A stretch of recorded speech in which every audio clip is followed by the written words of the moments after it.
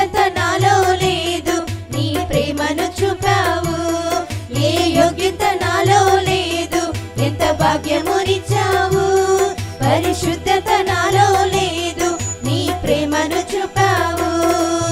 యేసయ్యా నా యేసయ్యా, యేసయ్యా నా యేసయ్యా, యేసయ్యా నా యేసయ్యా, యేసయ్యా నా యేసయ్యా. దేవుని వాక్యాన్ని మనం విందాం. చూడండి, ఈరోజు మనం దేవుని వాక్యాన్ని వినబోతూ ఉన్నాం. చాలామంది దేవుని బిడ్డలు కూడా దేవుని సన్నిధిలో అశ్రద్ధగా ఉంటారు, అనాలోచనగా ఉంటారు. కానీ దేవుని బిడ్డలని పరీక్షిస్తాడు. దేవుని ఎరగనటువంటి వారిని కూడా పరీక్షిస్తూ ఉంటాడు.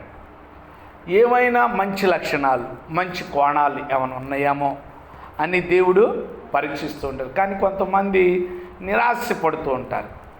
ఏంటి, నేను ఇంత కరెక్ట్గా జీవిస్తున్నా, ఇంత టైంకి నేను వస్తున్నా, ఇన్ని చేస్తున్నా సరే, ఇంత భక్తిగా జీవిస్తున్నా, దేవుడు చెప్పినట్టుగా నేను నడుచుకుంటున్నా, నాకేం మేలు జరగట్లేదు ఏంటి అని చాలామంది అపోహలు పడుతూ ఉంటారు. ఈ రోజున దేవుని సన్నిధి అని గ్రహించి, దేవుడు అని గుర్తించి సాగిలపడినటువంటి వారిని దేవుడు ఏ విధంగా వాడుకుంటాడో, దేవుడు ఎలాగా దీవిస్తాడో ఈ రోజున దేవుని వాక్యాన్ని మనం చూద్దాం. సాగిలి పడకుండా అశ్రద్ధగా ఉన్న వాళ్ళకు కూడా ఉంది తీర్పు. సాగిలి పడకుండా ఉన్నటువంటి వాళ్ళకు కూడా ఉంది తీర్పు. దేవుని సన్నిధిలో ఉన్నా, దేవుని దగ్గర ఉన్నా సాగిలి పడిన వారికి కూడా ఉంది తీర్పు. సాగిలి పడినటువంటి వారికి దేవుడిచ్చే ప్రతిఫలాన్ని కూడా మనం ఈరోజు చూద్దాం. చూడండి, ఆదికాండం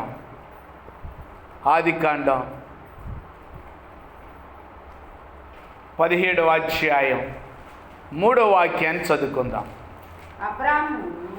అబ్రాము సాగిలపడి ఉండగా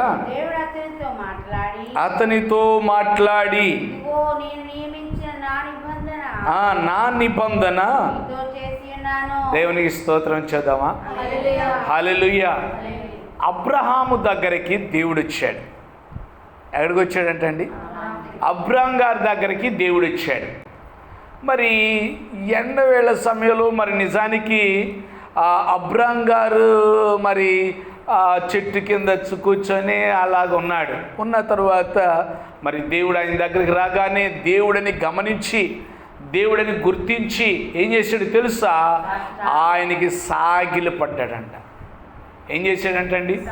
సాగిలు పడి దేవునికి నమస్కారం చేశాడంట. ఆ నమస్కారం చేయటం అంటే ఏం చేస్తారో తెలుసా? దాని అర్థం ఏంటంటే దేవునికి విధేయత కలిగి చెల్లించవలసిన ఆ యొక్క స్తుతి, ఆ కృతజ్ఞతగా జీవించటం, అది మనోహరమైనది అని కూడా బైబిల్లో రాయబడి ఉన్నది. దేవునికి స్తుతి యాగం చేయటం మనోహరమైనది. అలాంటి మనోహరమైనటువంటి కార్యాన్ని మనం చేసినప్పుడు దేవుడు విడిచిపెట్టడు. అలా చేశాడు ఎవరు? అబ్రాం గారు. ఎప్పుడైతే అబ్రాం గారు చేశారో మరి నిజంగా దేవుడు అతనికి కనబడి అతనితో మాట్లాడుతున్నాడు. ఇదిగో నేను నియమించిన నా నిబంధన నీతో చేసి ఉన్నాను. చూశారంటండి, దేవుడు ఏం చేశాడంట? ఒక నిబంధన చేశాడంట. దేవుడు వెరీ క్లియర్గా అక్కడ తెలియచేస్తున్నాడు, నేను నీతో నా నిబంధన చేసి ఉన్నాను, నీతోనో చేశా. ఏది చూశాడు? సాగిలి పడిన విధేయత, హంబుల్నెస్, పరిశుద్ధమైన జీవితాన్ని, యథార్థమైన జీవితాన్ని. కొంతమంది వినయంగా ఉంటారు, కానీ వాళ్ళ మనస్సు మాత్రం వినయంగా ఉండదు. బాహ్యంగా కనబడేదే ప్రజలు చూస్తారు, కానీ దేవుడైతే రెండింటిని చూస్తాడు. ఏం చేస్తాడు? రెండింటిని చూస్తాడు. కనుక మరి మనం ఎక్కడికి వెళుతున్నా, ఎక్కడ ఉంటున్నా, మొన్న మనం వాక్యం విన్నాం, ఆయనకి ఇష్టమైనటువంటి బలిపీఠాన్ని మనం కట్టినప్పుడు ఏం చేస్తాడంట? ఎక్కడైనా, ఎక్కడికి వెళ్ళినా, మనం ఎక్కడున్నా ఆయన మన దగ్గరకు వచ్చి మనల్ని ఆశీర్వదిస్తానని వాగ్దానం చేశాడు. ఇది తప్పనిసరిగా నెరవేరుతుంది ప్రియమైన దేవుని బిడ్డలారా. ఒకవేళ ఇప్పుడు చూడకపోవచ్చు, తర్వాతనే మనం చూస్తాం.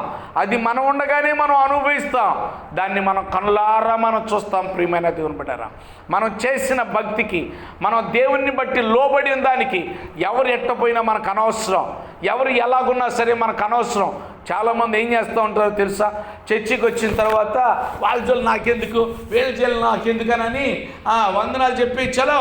కొంతమంది వందనాలు కూడా చెప్పరు, ఒకరినొకరు మాట్లాడుకోవటాలు, పరామర్శించుకోవటాలు, ఒకరీడలో ఒకరు ఆప్యాయత కలిగి ఉంటాలు, అలాంటివి ఏవి కూడా అసలు సంగమా, లేకపోతే లోకస్సుల్లో ఉండేటువంటి పద్ధతులు అవి. దేవుణ్ణి బట్టి ఎంతమందిని ఎలా పరామర్శిస్తున్నాం మనం?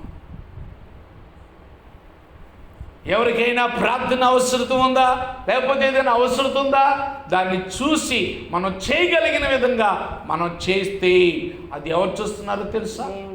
దేవుడు చూస్తున్నాడు. దేవుడు ఇస్తాడు ప్రతిఫలం. ప్రార్థన అవటం వాళ్ళు చలో, ఎవరు ఒక్కళ్ళు కూడా దొరకరు.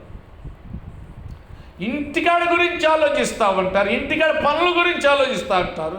అది కాదు నీకు శాశ్వతమైనటువంటి లైఫ్నిచ్చేది, అది కాదు నిన్ను దీవించేది, అది కాదు నీకు భవిష్యత్తునిచ్చేది. కేవలం దేవుని సన్నిధిలో నువ్వు ఎలా మెసులుకుంటున్నావో, నువ్వు ఎలా ఉంటున్నావో దేవుడు దాన్ని మాత్రమే చూస్తూ ఉంటాడు. ప్రియమైన దేవుని బిడ్డలారా, కనుక మనం చాలా జాగ్రత్తగా ఆలోచించేద్దాం. దేవుని వాక్యాన్ని చూద్దాం. చూడండి,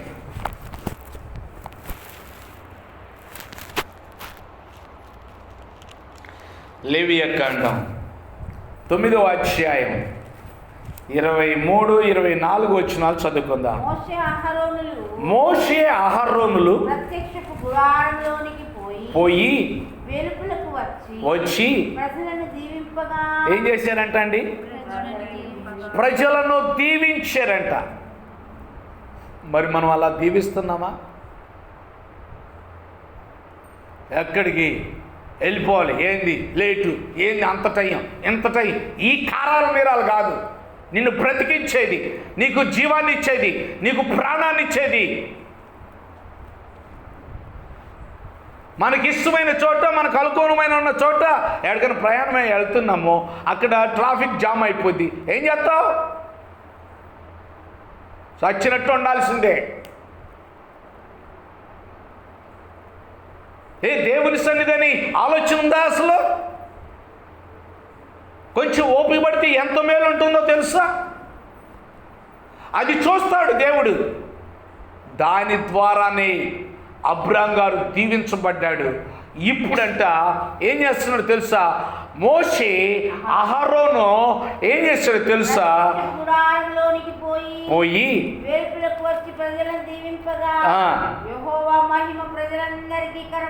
చూసారంటండి, వారిని దీవించినప్పుడంట, వారిని పరామర్శించినప్పుడంట క్షేమ సమాచారం తెలుసుకొని వాళ్ళ క్షేమయోగాల గురించి ఆలోచించి ఆ ప్రకారంగా నడుచుకుంటున్నప్పుడంట దేవుని మహిమ అక్కడ దిగిందంట. దిగినప్పుడు ఏం జరిగిందో 24 వచనం. అగ్ని బయలు వెళ్ళి కాల్చివేసాను. వీరందరూ దాన్ని చూసి దేవునికి స్తోత్రం చేద్దామా? హల్లెలూయా. ఏం చేశారో తెలుసా? మేము చేసినవన్నీ కూడా యెహోవాకి ఇష్టమై ఉన్నాయి. ఆయన ఇష్టపడుతున్నాడు, అంగీకరించాడు, ఆయనకి అనుకూలంగా ఉంది అని ఏం చేశారో తెలుసా? వాళ్ళు ప్రత్యక్షంగా వారి ముందు ఏం కనబడిందో తెలుసా? దేవుని యొద్ద నుండి ఆ యొక్క అగ్ని దిగినట్టుగా బలిపీఠం మీదకి వారు చూశారంట. వారు వెంటనే ఉత్సాహంతో సాగిలిపడ్డారంట. దేవుని ప్రత్యక్షత ఉందని నువ్వు గ్రహిస్తున్నావా? దేవుడు నీతో వస్తున్నాడని నువ్వు గ్రహిస్తున్నావా? పాత నిబంధన కాలంలో అయితే మరి దేవుని ఆత్మ వస్తూ పోతూ ఉండేటువంటిది. ఇప్పుడైతే మన కొరకు పరిశుద్ధాత్మని ఆదరణకర్తను మన మధ్యలోనికి పంపించాడు. ఆయన మనతోనే ఉంటాడు. నువ్వు ఎటు వెళుతున్నా, ప్రయాణంలో వెళుతున్నా, ఎక్కడుంటున్నా, ఏం చేస్తున్నా సరే అక్కడ దేవుడు నీతో ఉన్నాడని నువ్వు గ్రహించినట్లయితే నువ్వు సాగిలపడాలి. ఆయనకి ఇవ్వాల్సిన గౌరవం, ఆయనకి తీసుకురావాల్సిన మహిమ నువ్వు తీసుకొస్తే దేవుడు నిన్ను బట్టి దేవుడు ఏం చేస్తాడంట? ఆశీర్వాదిస్తాడంట. ఆనాడు ఇశ్రాయేలీయులను ఆశీర్వదించాడు. ఈనాడు నిన్ను కూడా ఆశీర్వదించడానికి ఆయన ఎంతో ఇష్టపడుతున్నాడు. ఇది కేవలం దేవుని సన్నిధిని గుర్తించినప్పుడు, ఇది దేవుని ప్రత్యక్షత, దేవుని మందిరం, దేవుని ఆవరణం, దేవుడు నాతో ఉన్నాడు అని గ్రహించినప్పుడు నువ్వు చేస్తున్నంత దేవుడు చూస్తున్నాడు. నువ్వు చేసే ప్రార్థన దేవుడు చూస్తున్నాడు. నువ్వు కొట్టే చప్పట్లు దేవుడు చూస్తున్నాడు. నువ్వు చెల్లించేటువంటి స్తుతులు అది దేవుడు చూస్తున్నాడు. చాలామంది ఆరాధన చేసేటప్పుడు ఏదో కాలక్షేపం కోసం చుంటా ఉంటారు. నిండు మనసుతో హృదయపూర్వకంగా కొంతమంది బయటికి లోపలికి తిరుగుతూ ఉంటారు. ఇది బజారు కాదు, ఇది అదే సినిమా థియేటర్లు కాదు, ఇది దేవుని ప్రత్యక్ష స్థలం. దేవుని ప్రత్యక్ష స్థలం. దేవుడు ప్రత్యక్షంగా ఆయన ఉన్నాడు. నువ్వు నమ్మినట్లయితే నీకు వస్తుంది లోబడి మనస్సు, సాగిలిపడే మనసు వస్తుంది. నీ కుర్చీ మీద నుండి దిగి అంగలారుస్తావు నీ దేవునికి. నువ్వు మొర్ర పెడతావు, నువ్వు కేకలు వేస్తావు. కేకలు వేస్తే నీ నుండి దాటిపోడు. నీ సమస్యల గురించి నిన్ను వదిలేసి వెళ్ళిపోడు. నీవు అలాగే భరించు, శిక్షను నువ్వు తట్టుకో, అనుభవించు అని చెప్పే దేవుడు కాదు. భర్తమై కేకలేశాడు. ఏం చేశాడు తెలుసా? కేకలు వేసిన ఆయన ఒళ్ళు ఎలాగ తీసుకోలే, ఆయన ఎలాగో ప్రవర్తించలా. దేవుడున్నాడని ఎవరో చెప్పారు. ఆయన కళ్ళు లేవు, మన కళ్ళు ఉన్నాయి, చెవులు ఉన్నాయి, మనసు ఉంది, అన్నీ ఉన్నాయి. ఆయనకు కళ్ళు లేకపోయినా ఎదుటి వారు చెప్పే మాటలను నిజమని నమ్మాడు. ఏం చేశాడు? నిజమని నమ్మాడు. నువ్వు నమ్ముతున్నావా? ఇది వాస్తవమని నమ్ముతున్నావా? నమ్మినట్లయితే నీకు మేలు కలుగుతుంది. కనుక జ్ఞాపకం చేసుకోవాలి. నీకు మేలు కలగాలి అనంటే దేవుని స్వరమని, దేవుని మాటని మనం తెలుసుకున్నప్పుడే దేవుడు మనల్ని ఆశీర్వదిస్తాడు. దేవుడు మనతో ఉంటాడు. మనకు మేలు జరుగుతుంది. తప్పనిసరిగా ఆ గుడ్డివాడినే విడిచిపెట్టాల. ఆయన ఓర్పును సహనాన్ని చూసి ఆయన ప్రజల మాటలు లెక్క చేశాడా? ప్రజలు ఎంత గద్దించిన వారి వైపు చూసాడా? ఈ రోజుల్లోనా అబ్బో ఏం చేస్తారు? ఒకళ్ళు ఆవులిస్తే ఇంకొకళ్ళు ఆవులేయటం, ఇంకొకళ్ళు నిద్రపోతే ఇంకొకళ్ళు నిద్రపోవటం, ఒకళ్ళు ఎన్నీరిస్తే ఇంకొకళ్ళు ఎన్నీరవటం, ఒకళ్ళు కుర్చీ మీద దిగపోతే ఇంకొకళ్ళు కూడా కుర్చీ మీద నుంచి దిగపోవటమే. ఇదే చెడ్డ అలవాటు. సాతానుడు నేర్పిస్తున్నాడు భయం భక్తి లేనటువంటి ప్రవర్తన, భయం భక్తి లేనటువంటి శాస్త్రం. నువ్వు దేవుని యొద్ద నుండి దీవులు పొందుకోవాలంటే దేవుడు తెలియచేస్తున్నాడు. ఏమన్నా తెలుసా? దేవుని ముందు నువ్వు సాగిలు పడితే దానికి తగ్గ ప్రతిఫలం నువ్వు చూస్తావు. దేవుని స్తోత్రం. ఆనాడు ఆ ఇజ్రాయేలుని చూశారు. ఆ భర్తమయ్యి కళ్ళు లేనివాడు కళ్ళు పొందుకున్నాడు. ఈనాడు మనం లేని వాటిని పొందుకోగలుగుతున్నామా? లేని వాటిని చూడగలుగుతున్నావా? అందరికి ఎట్టాగే ఉందలే, అందరూ వేరు నువ్వు వేరు. అందరూ అనుకునేది సాతాను మనసు, సాతాను దృష్టి.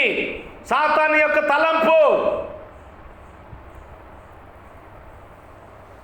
దేవుడు సొదొమ గొమొర్ర పట్టణములో నీతిమంతుడైన లోతు ఉన్నాడా? ఉన్నాడు. మరి వాళ్ళందరితో పాటు ఈయన్ని కూడా ఎందుకని సంహరించలా?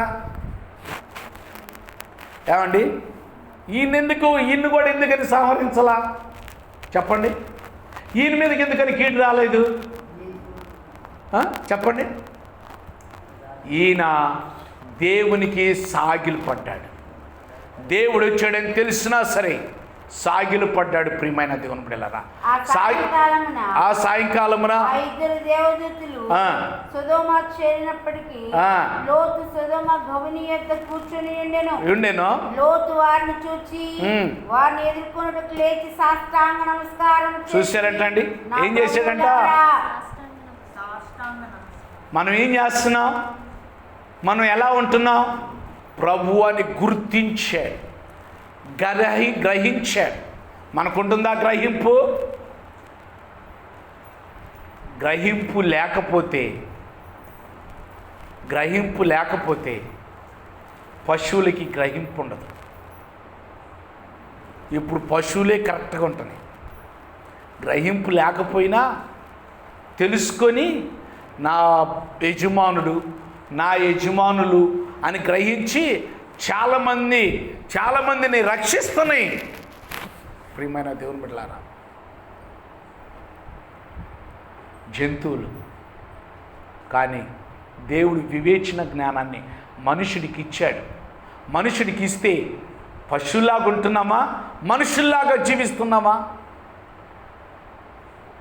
జ్ఞాపకం చేసుకోవాలి. మనం దేవుని సన్నిధిలో ఉన్నప్పుడే, దేవుని ప్రత్యక్షత మనకున్నప్పుడు మనం గ్రహించేవారిగా ఉండాలి. లోతు భార్య, దేవుడు అవకాశాన్ని ఇచ్చాడు, ఆమెకు రక్షణ ఇచ్చాడు. రక్షణ ఇచ్చినా సరే ఆమె ఏం చేసిందో తెలుసా? లోక పాపం వైపు చూసింది. ఏం చేసిందంటే అండి, లోక పాపం వైపు చూసింది. అక్కడికి వచ్చిన తర్వాత ఆ దేవదూతలు ఏమన్నారు తెలుసా? ఇక్కడ నీకు బంధువులు ఎవరు ఉన్నారేమో, ఈ పట్టణాన్ని అంతటిని కూడా నాశనం కాపోతుందని వార్త చెప్పు. ఒకవేళ లోబడి నీ వెంటొస్తే రక్షించబడతారు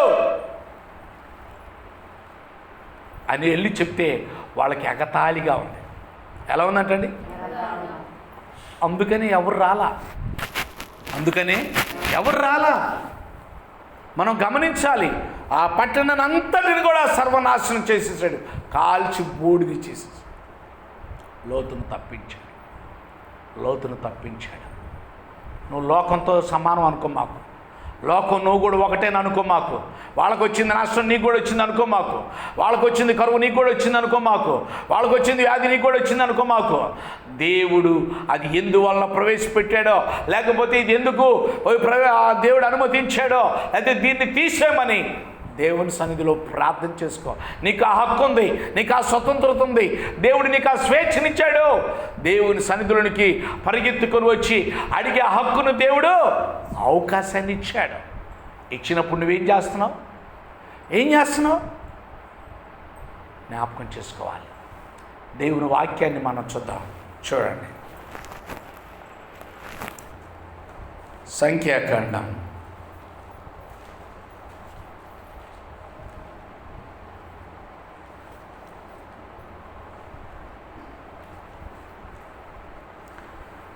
16వ అధ్యాయం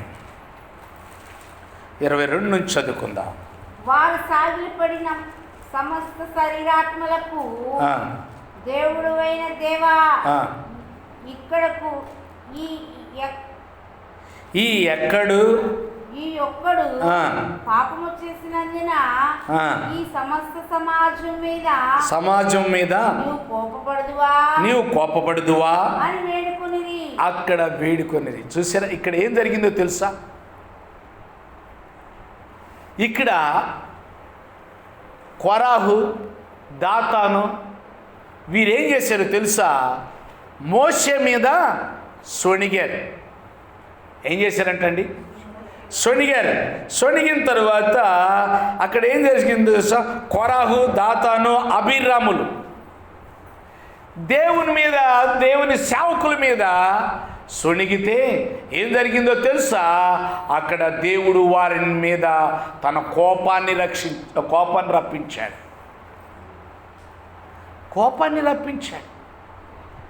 మనం జ్ఞాపకం చేసుకోవాలి. ఇక్కడ ఏంటో తెలుసా? దేవుని సన్నిధిలోనే మనం ఉన్నప్పుడు మన పరిస్థితిని కూడా ఆయన గమనిస్తాడు. మన విశ్వాసాన్ని, మన ప్రార్థనను దేవుడు గమనిస్తాడు. ప్రియమైన దేవుడు కొరాహు దేవుని సేవకుల మీద ఎక్కువగా సొనిగాడు. వారికి ఏకీభవించల. అగ్ని ఏం జరిగిందో తెలుసా? ఆకాశము నుండి కొరాహు మీద, వారి కుటుంబాల మీద, దాతాను, అభిరాముల మీద దేవుని యొక్క అగ్ని వారి మీద కుమ్మరించబడింది. అయితే వారు వేడుకున్న దాన్ని బట్టి, వారు చేసిన ప్రార్థనను బట్టి, దేవుని సన్నిధిలో సాగిలపడిన దాన్ని బట్టి వారి ప్రాణాలు కాలిపోకుండా దేవుడు ఎవరైతే భయభక్తులు కలిగి ఉన్నారో, ఎవరైతే దేవునికి లోబడ్డారో, ఎవరైతే దేవునికి సాక్షిగా దేవుడంటే భయం కలిగి ఉన్నాడో వారిని కాపాడేడంట. పాతాళ లోకానికి వెళ్లకుండా, పాతాళములు వారి ప్రాణాలు అక్కడ అగ్నిలో పడకుండా దేవుడు వారిని కాపాడాడంట. ప్రియమైన దేవుని బిడ్డలారా, మరి కొరాహు కుమారులు కీర్తన రాశాడా లేదా? మరి కొరాహు ఏమైపోయాడు? దేవునికి ఆహుతైపోయాడు. దేవుడు అంటే భయం లేకుండా ఉన్నాడు. దేవుని కార్యాలు చేయకుండా, దేవుని కార్యాలకు భయపడకుండా దేవుడు అంటే అవివేకంగా ప్రవర్తించాడు. ప్రియమైన దేవుని బిడ్డలారా, నాబాలుని అబీగైల్ని ఏం చేశాడండి? వారిద్దరిని విడదీశాడా లేదా? విడదీశాడు. దేవుని కోపం అతని మీదకు వచ్చింది. ఎవరైతే దేవునికి లోబడతారో వారిని గుర్తించుకుంటాడు. 100 మందిలో నువ్వు ఒక్కడవైనా సరే. ఓసారి జరిగినటువంటి సన్నివేశాన్ని నేను మీతో పంచుకుంటున్నా. ఒక అడవిలో బస్సు వెళుతుందంట. ఇది నిజంగా జరిగినటువంటి విషయం. ఈ యొక్క బస్సు వెళుతుంటే భయంకరమైనటువంటి వడగంట్లు, వాన పెద్ద తుఫాన్ లాగా వచ్చి చేస్తుంది. ఇంకే వీళ్ళు ఆ దానికి చేరుకోగలుగుతారో లేదో అన్నట్టుగా భయంగా ఉంటుంటే ఏం జరిగిందో తెలుసా? వీరంట ఏమన్నారు తెలుసా? ఆ యొక్క తెలియగలిగినటువంటి ఒక అతను అన్నాడు, మనలో ఎవరో పెద్ద పాపం చేసి ఉంటారు, అందుకని ఆ పాపం మనను పట్టుకొని పీడిస్తుంది అని ఏం చేశారు తెలుసా? ఇదిగో బండి ఆపు, బస్ ఆపు, ఇదిగో ఒక్కొక్కరు ఆ చెట్టు దగ్గరికి వెళ్ళి దాన్ని టచ్ చేసి లోపలికి రావాలి. పాపం చేసిన వాళ్ళైతే అక్కడికి వెళ్ళగానే వాళ్ళు చచ్చిపోతారు. లేదు అంటే మంచోడైతే లోపలికి వస్తే మంచిగా ఉంటారు అని అన్న తర్వాత ఏం జరిగిందో తెలుసా? అందరూ అట్ట వెళ్ళేటప్పుడు చాలా భయంగా వెళ్తున్నారు. మళ్ళీ లోపలికి వచ్చేసాక వెళ్ళాక అమ్మాయ్యా అనుకుంటున్నారు. ఎవరి కాళ్ళే. ఆఖరికి ఒక ఆయన ఉండిపోయాడు.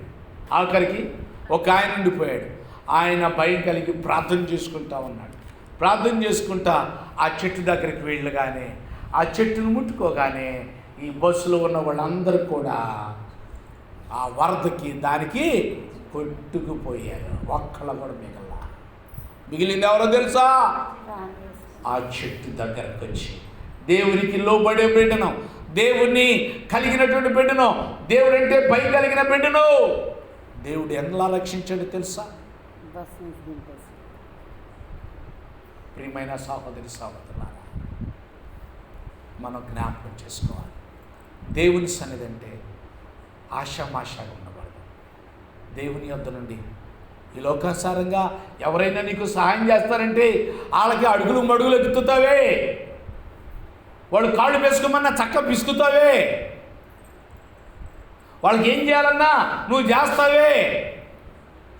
దేవుడు వాళ్ళకన్నా అత్యధికంగా దీవించే దేవుడు.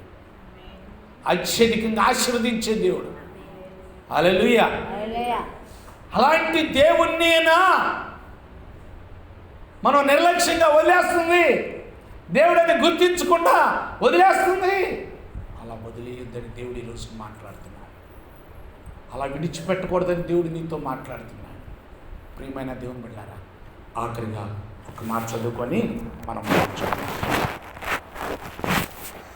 దేవుని యొక్క సన్నిధిలో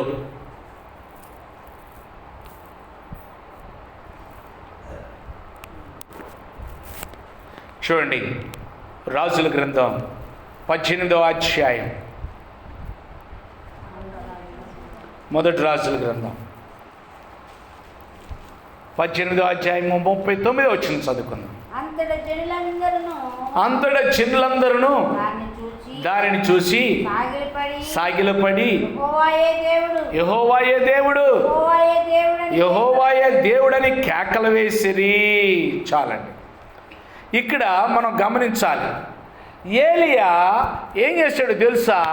దేవుని పక్షంగా నిలబడి ఆయన ఏం చేశాడు తెలుసా? అక్కడ ఒక గొప్ప అద్భుతం జరిగించాడు. ఆ బలిపీఠం చుట్టూ ఉన్నటువంటి నీళ్లను, ఆ యొక్క మాంసాన్ని, కట్టెలను, వాటన్నిటిని కూడా కాల్చి బూడిద చేసేలాగా ప్రార్థన చేశాడు. కానీ బయలు ప్రవక్తలైతే 450 మంది ఉన్నారు. ఉదయం నుంచి మధ్యాహ్నం వరకు ప్రార్థన చేశారు, పనులేమీ జరగల. మధ్యాహ్నం ఆయన ప్రార్థన చేసినప్పుడు 4 మాటలు ప్రార్థన చేశాక ప్రజలందరూ చూస్తూ ఉండగా ఈ వింతంతా కనపడుతుంది. ఈ వింతను చూసి, అద్భుతాన్ని చూసి ప్రజలందరూ కూడంట యేసు ప్రభు నమ్ముకున్నారు. దేవుని స్తోత్రం. హల్లెలూయా. యెహోవాయే దేవుడు, యెహోవాయే దేవుడు అని ప్రభుని స్తుతించి కేకలు వేశారంట. వాళ్ళన్నా, అన్యుల కన్నా, దేవుని ఎరగనటువంటి వాళ్ళకన్నా దేవుని కార్యాలు చూసినప్పుడు వారికి మనసు కలిగింది. ప్రభుని స్తుతించారు, ప్రభుని సొంత రక్షకుడిగా అంగీకరించారు.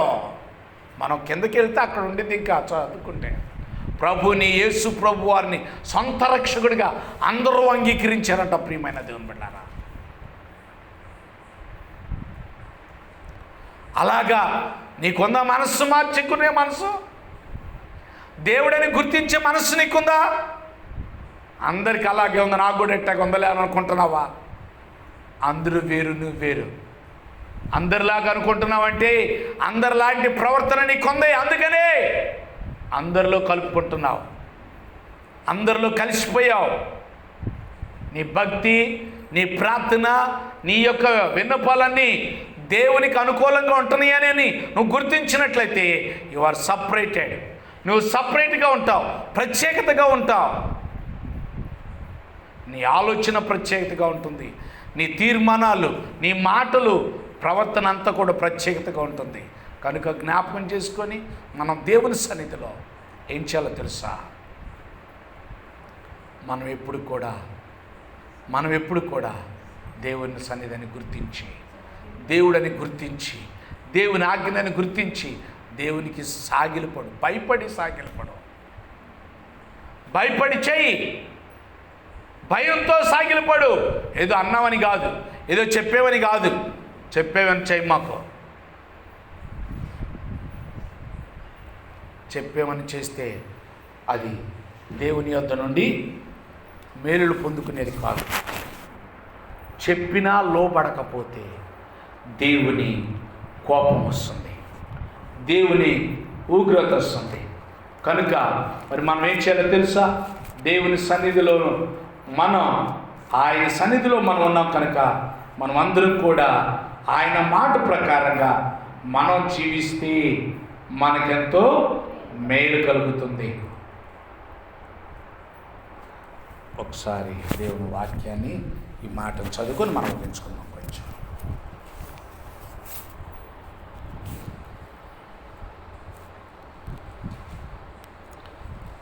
ఫిలిప్పీయులకు రాసిన పత్రిక అనుకుంటాం.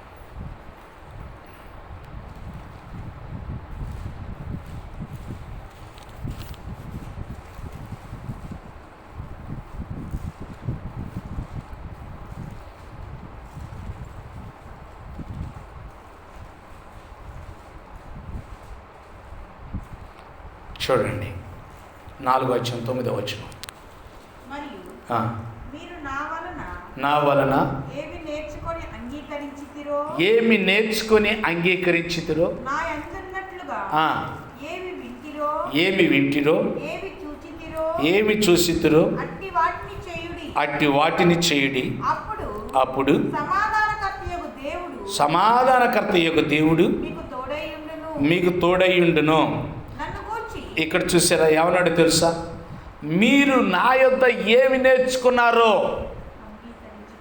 ఏమి అంగీకరించితిరో, వేటిని విన్నారో, వేటిని చూసితిరో అట్టి వాటిని చేయుడి.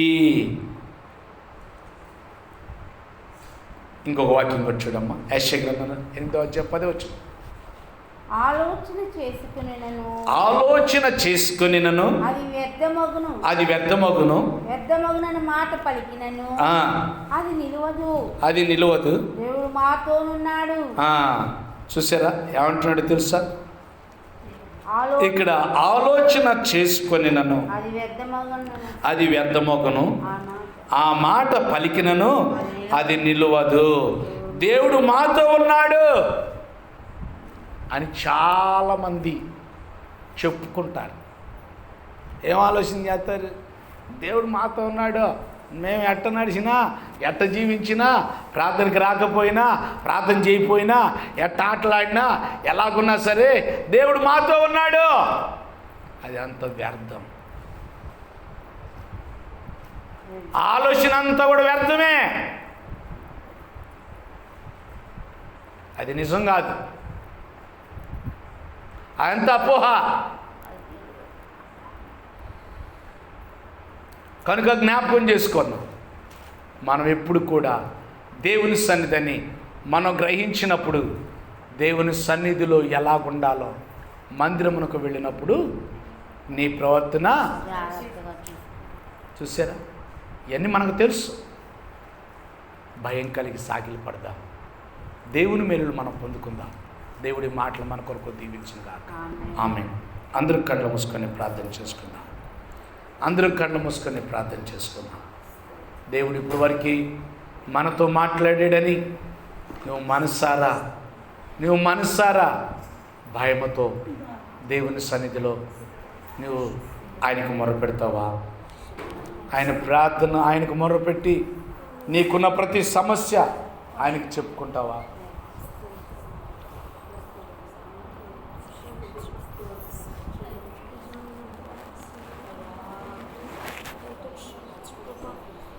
అలా చేయటం వలన దేవుడు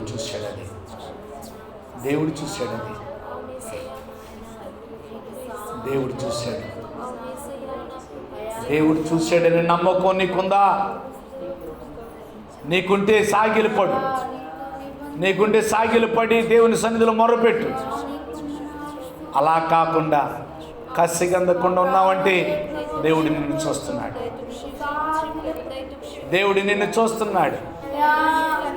దేవుడు కన్ను అర్చిస్తే మనం ఏమీ చేయలేం. మన వల్ల కాదు, నిష్ప్రయోజకులు. గవర్నమెంట్ కూడా ఏం చేయలేదు, అది తెలుసుకో. మనం ఏ పార్టీ వారు? ఎంతలో కనబడి అంతలో మాయమైపోయి ఆవిరి.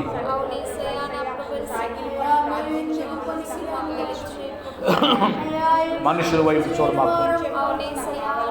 ఒకళ్ళు చేస్తే నేను చేస్తాను అనుకో మాకు. అలా చూసావంటే నువ్వు పొందుకోలేవు మేలు. ఆయన నా ప్రార్థన దేవుడు వింటున్నాడు అనుకుంటున్నావా? దేవునికి లోబడకుండా, దేవుడు చెప్పింది చేయకుండా దేవుడు నీతో ఉన్నాడు అనుకుంటున్నావా? అది అంత ఒట్టిదని అంటున్నాడు. అది ఆ ఆలోచన వ్యర్థం అని అంటున్నాడు. అది వేస్ట్. ఒక్కసారి ఆలోచించు. దేవుడు నీతో మాట్లాడిన మాటలు జాగ్రత్తగా భయం కలిగి చేయి.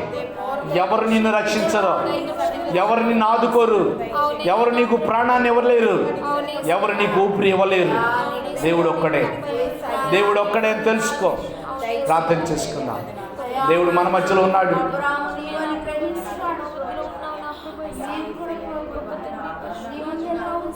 అబ్రహాము, మోషే, అహరోనులు, అలాగే ఆ యొక్క ప్రజలందరూ కూడా గ్రహించారు. ఏలియా గారి పట్ల మీరు చేసిన కార్యమును బట్టి ప్రజలందరూ కూడా మీకు సాగిలపడ్డారు. వారు వెంటనే మిమ్మలను తమ సొంత రక్షకునిగా అంగీకరించారు. రాణి గారి వైపు చూడలా, అధికారుల వైపు చూడలా, మనుషుల వైపు చూడలా, వారి ప్రభుని ఆయనే దేవుడని కేకలేశారు. నువ్వెందుకు చూస్తున్నావు? నువ్వెందుకు చూస్తున్నావు? నీ పక్కన వాళ్ళని ఎందుకు చూస్తున్నావు? నువ్వు నీకుందా భయం?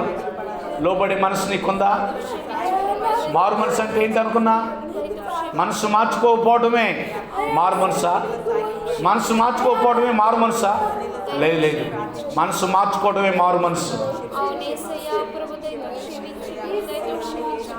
నీవునో ఈ నీ దినమందనో నీ మనసు మార్చుకోకపోతే దేవుని కోపం వచ్చింది.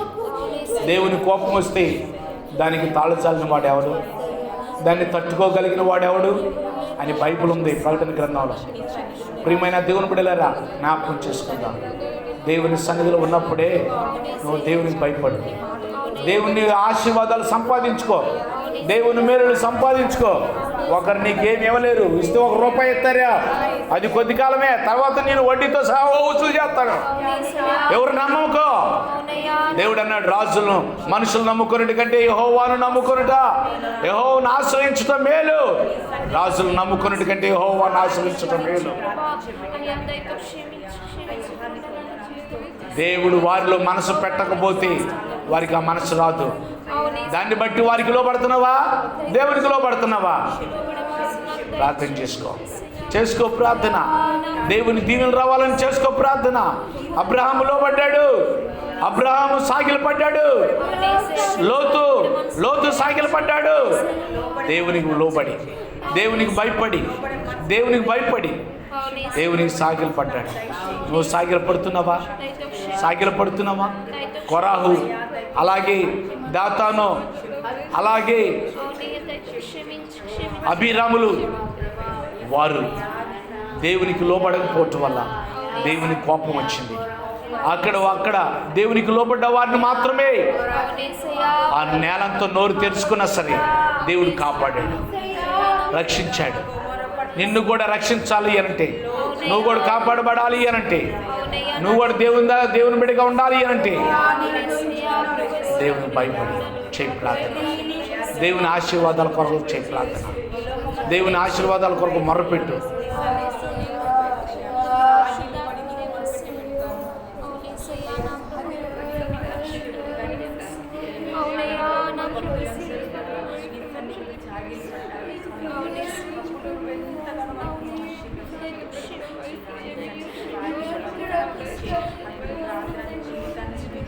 మహాపరిశుద్ధిగా దయగలిగిన నా ప్రభువా, పరిశుద్ధాత్మ దేవా, మీకు వందనాలు నాయన. ఎంతోమంది ప్రార్థన చేశారో మీకు లోబడి, ఎంతోమంది భయపడి నీకు సాగిలపడ్డారో, తమ చేతులు మీ వైపు చూపించారో అయ్యా నా ప్రభా, వారందరిని మీరు చూశారు.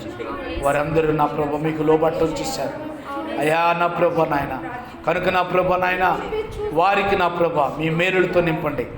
అబ్రహాం గారికి ఇచ్చినటువంటి మేలు అయ్యా నా ప్రభా, ఇశ్రాయేలుకి ఇచ్చిన మేలులు, మోషే, అహరోనులకు ఇచ్చిన మేలులు అయ్యా నా ప్రభా నీ బిడ్డలకు కూడా అనుగ్రహించబడును గాక. అయ్యా నీకు వందనాలు ప్రభా.